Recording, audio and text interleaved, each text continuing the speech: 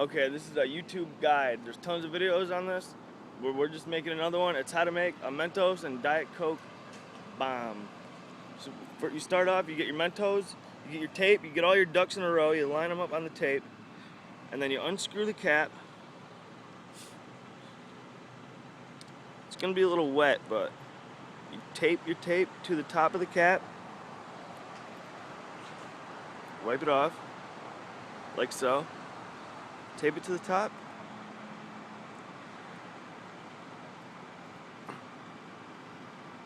Nice.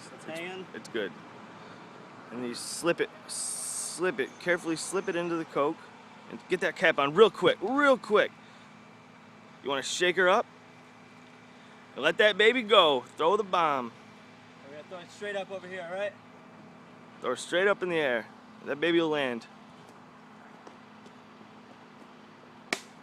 Whoa, no! Sometimes it doesn't work, but we're gonna try to make it work again. What the fuck? I don't know, it's like a live grenade now. Alright, sometimes you gotta just try again.